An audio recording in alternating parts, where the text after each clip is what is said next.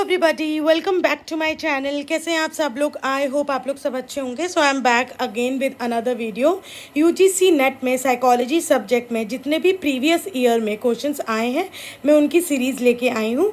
And this is the 6th video of that series. इससे पहले मैं ऑलरेडी 5 वीडियोज़ अपलोड कर चुकी हूँ अपने चैनल पर। अगर आप लोगों ने वो वीडियोज़ नहीं देखी हैं तो description box and I button में उसका लिंक है, आप वहाँ से जाके देख सकते हैं। एंड इस वीडियो में हम इन टोटल 10 क्वेश्चन डिस्कस करने वाले हैं। आई होप आपको ये वीडियो पसंद आएगी। एंड अगर आपको मेरा चैनल पसंद आता है, मेरी वीडियोस पसंद आती हैं, तो मेरे चैनल को सब्सक्राइब करना ना भूलिएगा। So without much adieu, let's start with question number first. Which of the following scaling methods has और have been proposed by L.L. Thurston? Option A cumulative scale, option B paired comparison method, option C scale discrimination technique, option D equal appearing intervals. तो इसका जो answer है वो है option C. So scale discrimination paired comparison method and equal appearing interval, ये दो methods हैं जो L.L. थर्स्टोन ने प्रपोज करे थे।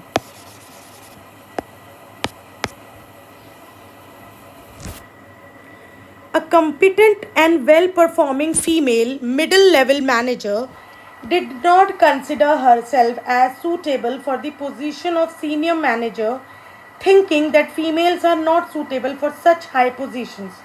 This is a typical example of number A, option A, glass ceiling phenomena, option B, gender discrimination, option C, high motivation to avoid failure, option D, high motivation to approach success.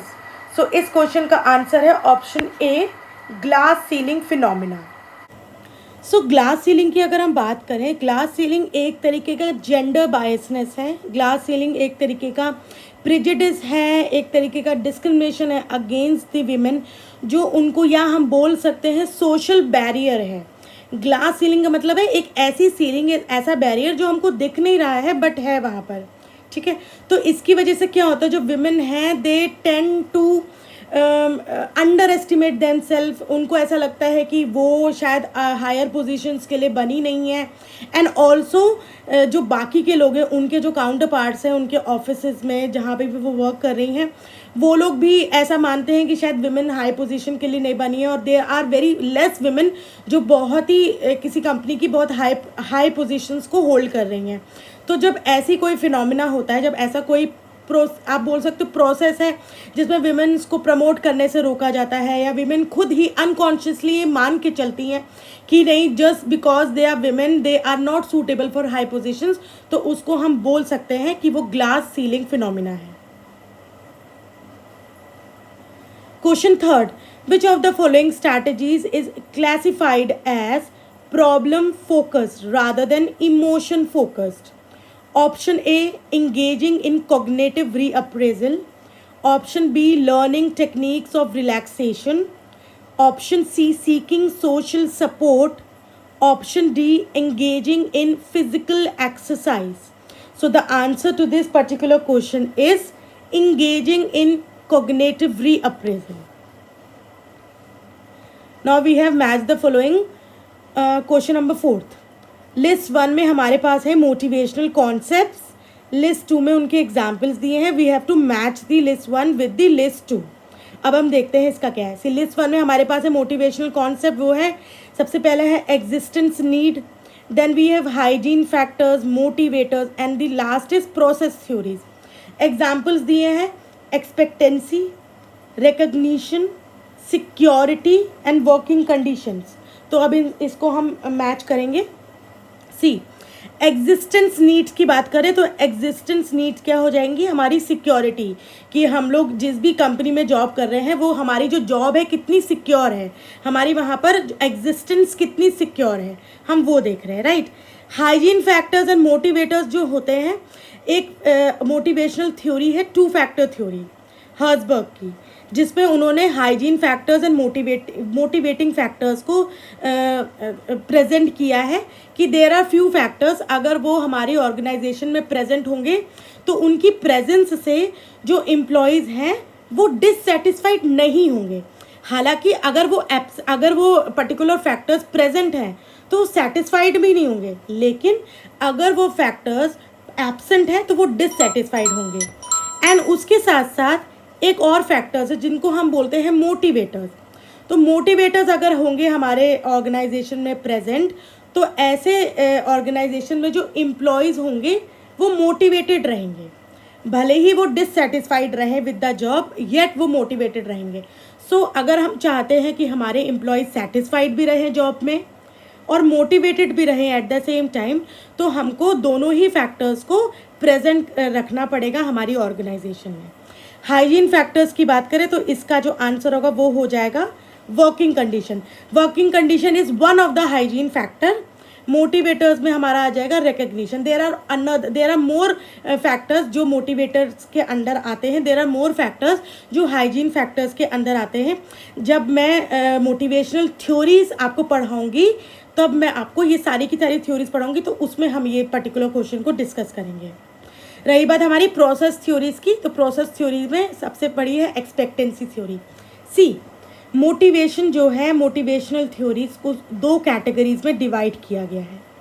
पहली है content theory जो specific needs पे based है, मतलब कि वो उस particular category यानी कंटेंट थ्योरीज वाली कैटेगरी में जितनी भी थ्योरीज आती हैं वो हमको बताती हैं कि कौन कौन सी नीड्स है जिनकी वजह से इंसान मोटिवेटेड रहता है। प्रोसेस थ्योरीज में जितनी भी थ्योरीज आती हैं वो हमको बताती हैं कि उन नीड्स को फुलफिल करने के लिए हम कौन सा प्रोसेस या कौन सा स्टेप लेते हैं, which is why the name is given content theories and process theories. I hope आपको ये चीज़ समझ में आ गई होंगी। कंटेंट थ्योरीज में आ जाएंगी मैस्लो की, एब्राहम मैस्लो की hierarchy of needs, then Herzberg की two factor theory, then we have McGregor's की थ्योरी आ जाएगी, मैक्लीलैंड की नीड थ्योरी आ जाएगी। एंड प्रोसेस थ्योरी में एक्सपेक्टेंसी, विक्टर ब्रूम की एक्सपेक्टेंसी थ्योरी है, इक्विटी थ्योरी है, रीइंफोर्समेंट थ्योरी है, गोल सेटिंग थ्योरी है। ये सारी की सारी थ्योरीज हमारी प्रोसेस थ्योरीज है।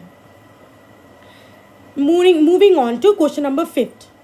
अ person after seeing the different colours of water in the sea of Kanyakumari has written a poem. This may be due to option A heuristics, option B imaginal thoughts, option C motoric thoughts, option D propositional thoughts। तो इसका answer हो जाएगा option D propositional thoughts। So propositional thought क्या होता है? Prepositional thought एक तरह की वो एबिलिटी है जो रियलिटी है उससे हट कर चीज़ों को कॉन्सेप्चुलाइज या इवेल्युएट करती है। जैसे इसमें क्या दिया है कि एक पर्सन ने कन्याकुमारी का समंदर देखा और उसने एक पोएम लिख दी। तो रियलिटी क्या है? रियलिटी है द ओशन, द सी, लेकिन वो उसको इस हद तक इमेजिन कर पा रहा है, उसको उसने इस हद तक कॉन्सेप्चुलाइज कर लिया कि उसने उस पर्टिकुलर सिचुएशन पे जो हमारी रियलिटी है एक इमेजिनरी एक पोएम लिख दी। तो this is prepositional thoughts. Question number 6. One of the following types of love does not belong to Rollo May's classification of love. So option A eros, option B philia, option C agape, option D narcissism। तो इसका answer हो जाएगा narcissism. सो रोलो मेज का जो classification है love का, उसमें कौन कौन से टाइप्स आते हैं? पहला है जो लव टाइप आता है, पहला है सेक्स या lust, then we have eros, then we have philia, then we have agape, sorry अगर मैं इस पर्टिकुलर वर्ड को गलत प्रोनाउंस कर रही हूँ, then we have authentic love. तो अगर हम सेक्स या लस्ट की बात करें तो वो एक तरीके का फिजियोलॉजिकल नीड या बायोलॉजिकल नीड पे फंक्शन करता है। इरोस क्या है? When the romance, passion, care is accompanied with the lust और सेक्स, इसको हम इरोस बोलते हैं। Eros is a kind of love, okay. Then we have philia. Philia क्या है? वो इंटीमेट नॉन सेक्सुअल रिलेशनशिप जो हम किसी फ्रेंड के साथ हमारी होती है। अगर हम किसी भी पर्सन के साथ एक intimate yet non sexual friendship को क्रिएट कर रहे हैं, एक बॉन्ड क्रिएट कर रहे हैं, तो वो फिला काइंड ऑफ लव कहलाएगा। देन अगापे, अगापे एक हो जाएगा love which is devoted to the welfare of the world, welfare of others, altruism जो होता है उस पे बेस्ड है अगापे। देन ऑथेंटिक लव क्या हो जाएगा? That incorporates all other kind of love. I hope आपको ये टाइप्स, और रोलो मेस जो है वो एग्जिस्टेंशियल थ्योरी के लिए बहुत पॉपुलर है। उन्होंने ये एग्जिस्टेंशियल थ्योरी दी थी और उन्होंने टाइप्स ऑफ लव का भी कॉन्सेप्ट दिया था। Then we have question number 7। Which of the following are the process theories of motivation. जैसा कि मैंने अभी आपको थोड़ी देर पहले बताया, प्रोसेस थ्योरी ऑफ मोटिवेशन में कौन कौन सी थ्योरीज आ जाएंगी। विक्टर ब्रूम की एक्सपेक्टेंसी थ्योरी आ जाएगी, पॉचर एंड लॉरर की परफॉर्मेंस सेटिस्फैक्शन थ्योरी आ जाएगी, इक्विटी थ्योरी आ जाएगी, गोल सेटिंग थ्योरी आ जाएगी एंड रीइंफोर्समेंट थ्योरी आ जाएगी। तो as per this question option number C and D जो है वो हमारी है process theories. Option number D is the correct answer. MacLean theory of needs, Herzberg two-factor theory of motivation are content theories. Question number 8. The technique involved in guidance, which is called the heart of guidance program, is option A the case study, option B the interview, option C the cumulative record and option D aptitude test. तो इसका answer हो जाएगा aptitude test. Then we have question number 9. Which of the following describes the cognitive triad of depression? Option A helplessness, sleeplessness and worthlessness. Option B thoughtlessness, worthlessness and sleeplessness. Option C hopelessness, worthlessness, thoughtlessness. Option D hopelessness, worthlessness and helplessness. तो इसका correct answer होगा option D hopelessness, worthlessness, helplessness, cognitive triad of depression. अगर हम hopelessness की बात करें तो hopelessness क्या है, negative view about the future, कि हमको फ्यूचर में कुछ नहीं दिख रहा है, एवरीथिंग इट इज़ डार्क, अगर ऐसा कुछ हमारे अंदर कोई थॉट प्रोसेस चल रहा है तो वो हो जाएगा होपलेसनेस। वर्थलेसनेस क्या हो जाएगा, जब हम नेगेटिव व्यूज़ रखते हैं वर्ल्ड के लिए, हमारे आसपास जो भी लोग हैं हम जब उनसे अपने आप को कंपेयर करते हैं और अपने आप को अनवर्दी पाते हैं तो वो सिचुएशन या वो कंडीशन क्या कहलाती है, worthlessness. Then we have helplessness, जब हम खुद के लिए about oneself negative thoughts को क्रिएट करते रहते हैं, नेगेटिव थॉट्स प्रोसेस में चलते रहते हैं, negative view about one self, तो वो हो जाएगा हेल्पलेसनेस। आई होप आपको ये चीज़ समझ में आई होगी। And the last question of today's video is which is the correct sequence of emergence of virtues. Option A hope, will power, purpose, competency. Option B will power, hope, purpose, competency. Option C purpose, competency, will power, hope and option D competency, will power, purpose and hope. तो इसका correct sequence होगा, पहले हमको hope होती है किसी भी चीज़ को करने के लिए, फिर हम अपने विल पावर को स्ट्रॉन्ग करते हैं, फिर पर्पस होता है and then we come to the point जब हम कॉम्पिटेंट हो जाते हैं। तो इसका आंसर हो जाएगा option A. So this was it for today. I hope आपको ये वीडियो पसंद आई होगी। अगर आपको क्वेश्चन आंसर से रिलेटेड कोई भी क्वेरी हो you can write down in the comment section and ask the queries. And yes, मैं नेक्स्ट वीडियो लेके जल्दी आऊँगी। Till then stay connected with me, keep learning, be happy. अगर आपको मेरी वीडियोज़ पसंद आती हैं do subscribe to my channel. Bye bye.